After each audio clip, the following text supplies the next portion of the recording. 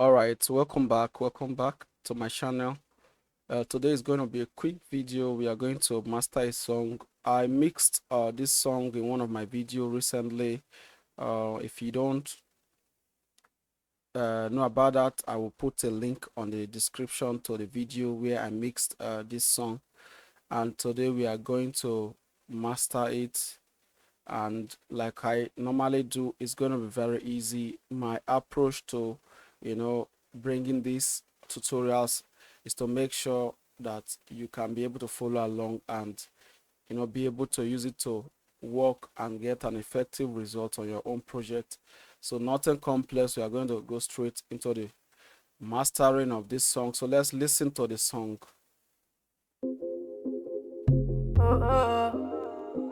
Yeah.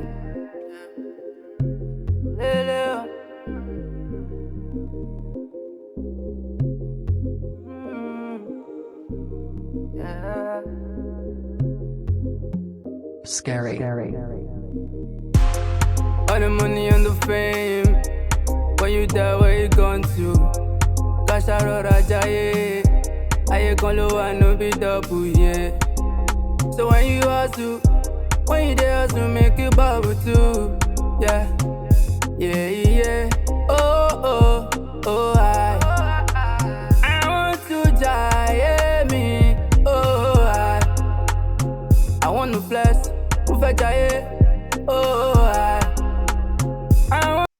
So that's the song. It's beautiful. You can hear the mix is very clean, in your face. So we are going to master it in a very simple steps, like 1 2 3 4 5 6. Just in 5 steps we are going to master this song, and it will sound loud, clean and clear, more beautiful. So the first thing I do when I mixed a song, especially on a downloaded beats, I don't do too much when it comes to the mastering stage. I make sure I mix and balance the sound as good as possible.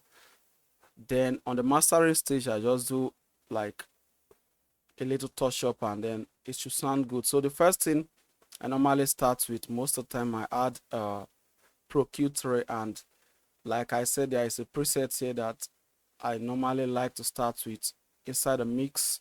Then general purpose balancing, there is 1 and 2. I go with any of them based on what I feel, and if there is something I should adjust here, I can also adjust my the EQ here, that they are doing some dynamic EQing to control frequencies. I adjust to my taste, but if it sounds good to me, I won't adjust anything.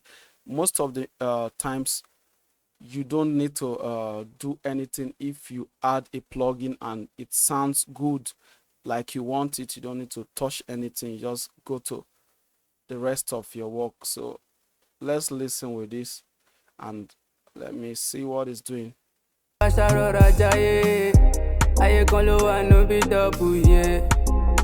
when you hustle, when you there hustle, make you bubble too. Yeah. Oh, I want to die. So what is going on here is there's a little boosting of the high end, a little boosting of the low end, at the same time still compressing the low end, and a little the arching going on in this 2K area, like the kind of trying to make sure the vocals and stuffs are not too harsh in your ear. So a little bit of control going on here. So let me solo and let's listen. You can hear this frequency. That's where most of the time the most brighter part of the vocals are popping up, and some of the sharp instruments. So it's kind of compressing this place. So, yeah. If you no get him, and then the mids no get him money, you go die. Good life, blessings and grace. Sometimes it dey hard. I go dey fine. So you can hear a little bit of boosting going on around the mid and mid-side boosting, at the same time side boosting going on around the mid frequency, and all it is doing here is adding like 2K boost. At the same time it is having a dynamic effect there that is still compressing it if it is going beyond that range. So making sure everything is balanced, and that's pretty much everything that's doing, nothing crazy. Then the second thing I did here was to add exciter. Now this exciter is where the whole beauty of the mastering comes to play. Now the song is already clean enough, but what I'm going for, the sound I'm going for, I want a very sharp, very clean high end song out from here. So there is a way to always go that if your mix is clean enough, yes, tape saturation is the way to get that kind of analog high end sound that is very, very clean in your face, bright and beautiful. So I use tape presence here as the preset. What this is doing, you will just tell once I put it on. So let me just uh play it and bypass it so that you hear what it is doing. I want to die, me. Oh, I want to flex. If you are very, very smart and using a very good speakers or headphone, you will tell the moment this exciter tape saturation kick in, the song is like open, like it brighten up everything sound very crisp and clear in your face. So like that's the main thing I'm trying to achieve on this song, which I was already doing that throughout the mixing. So if you want to understand how everything come out like this, you should go back to the mixing video and go through it, and you will see why everything is sounding this way. So with it, oh, I want to die, me. Oh, let me bypass. Oh, yeah. If you no get the money, you go die.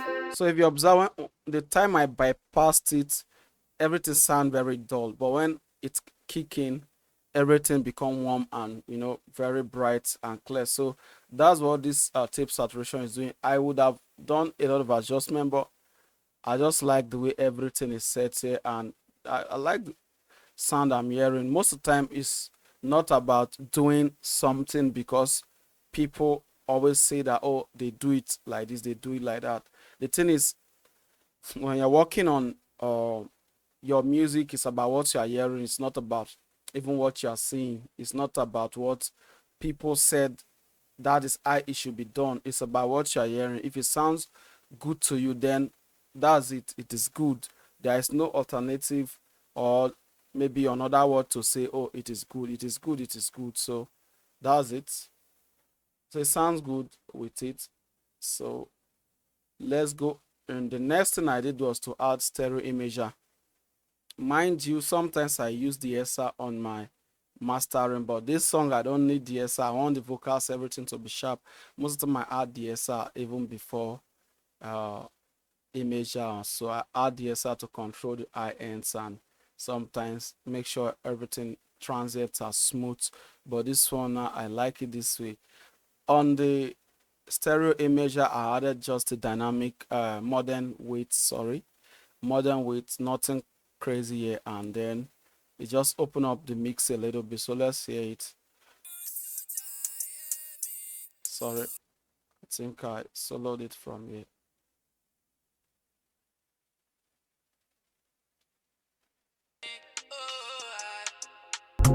I want to flex.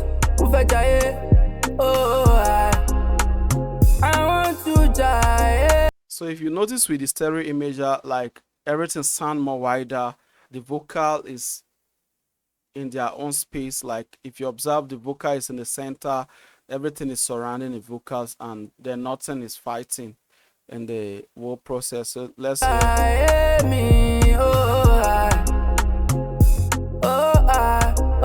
Now with the imager. Oh, yeah. If you no get the money, you go die. So it's pretty very, very easy. Like if you mixed your song well, I tell you, you don't have to do crazy stuff in your mastering. It should sound good. If you have to struggle to master your song, that means you did not mix it well. That means there are errors, so much errors going on in the mixing. Although there is no perfect mix, but at least there is a good mix. So if you are struggling to master your music, that means something is wrong in the mixing. I added L2. So this is where the volume boost is going on. So L2, and then I like to start with this wide open preset, especially when I'm working with uh, a music like this that I need clarity. That's what I go for most of the time. And then I'm adding like 7 dB gain, and then it sounds this way. Let's hear. Oh, oh, oh, I want to giant me. Oh, I want to flex. Oh, I want to giant me. Beautiful. This is beautiful. That's it.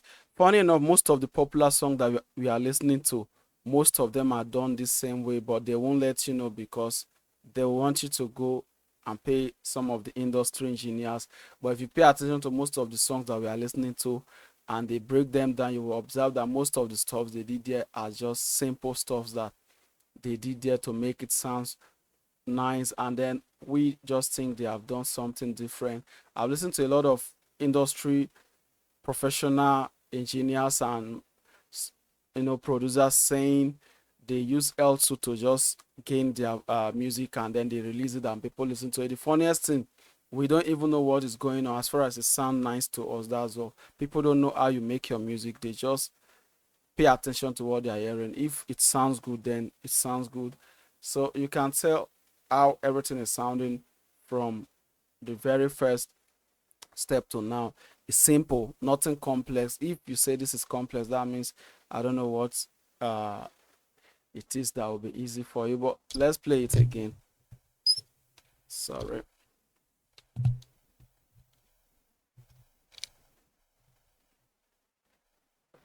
All right, let's play it again. Me, yeah.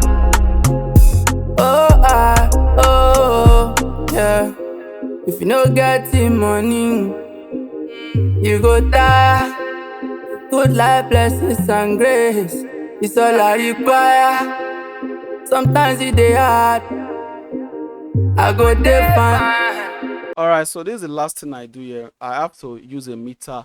The reason for the meter is to make sure that my gain, I can see what it's going on with my gain. So my LUFS, this song is mostly for Spotify, YouTube, and other streaming platforms. So I don't want it to be too aggressive, but it's still loud and very loud enough to compete with every other music out there. But I don't want it to be too aggressive. I want it to be very smooth when they put it on out on streaming services. So I am mastering it in a way that the LUFS is not more than it's not going lower than 11 minus 11 or minus 10, because most of the streaming platform recommend from minus 13, 14, 10, and so. But the normal standard mastering most of the time is around minus 9 to 8 or so. But sometimes I like it to be a little bit like 10, 11 range, so that this music don't sound over compressed or squashed. I want cleanness, clarity, smoothness. So let's see what the meter is doing here. I go there alright, yeah. Many waste time while online. I'm not perfect, I'm not holy, but I'm not lying. Good or bad, I know the same, and I got no one to blame. I will never be ashamed for the money and the fame. So the loudest part is hitting around minus 9 and 8. So that's to tell you that this is very loud and very clear. Like you can tell, it is loud and clear. So let's listen. That's all I did for this mastering. It's very simple, very, very simple, nothing crazy. After going, learning mastering and all this stuff for a long time, I have come to realize that there are different ways to approach these things, and this is like my most easiest way I do my mastering whenever I mix on 2-track beats. But it is a little bit different when I produce by myself and I make the beat and I mix and master. I do different kind of mastering on short projects. So if you want to see how I do mastering on a project that I mix by myself, I can also show you. But I think I had one video like that already, but I can do more in-depth video on how I master my own project that I create from scratch. Money and the fame. We don't try, but you can't impress humanity. I do this for the love and my sanity. I be like Guardiola for the game. Technicality, they tryna talk me down, but their mouth full of cavities. See, OJ for their mouth, na eternity. And if you still they doubt your calamity, my God superpower, now you give me the capacity. We still say I dey snooze while I oh my vanity. No be the rain, now the code motivate me. Did what you can't, now you all started hating. So yeah, that's it for today's video. That's it. Simple mastering, crisp and clear sound every time. That's what we do here. Mix vocal, learn how to mix vocal, learn how to master, learn how to make music in the most simplest way. So if you are just joining us, please do subscribe, turn on the notification bell, and stay tuned for more content like this. Peace out. Scary. All the money and the fame. When you die, where you gone to? Cash a rora jaye. Aye gon low and no be double, yeah. So when you hustle, when you dey hustle, make you bubble too, yeah. Oh, I want to jaye me, oh, I want to flex, move jaye, oh, I want to jaye me, oh,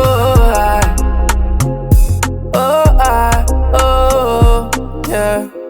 If you no get the money, you go die. Good life bless.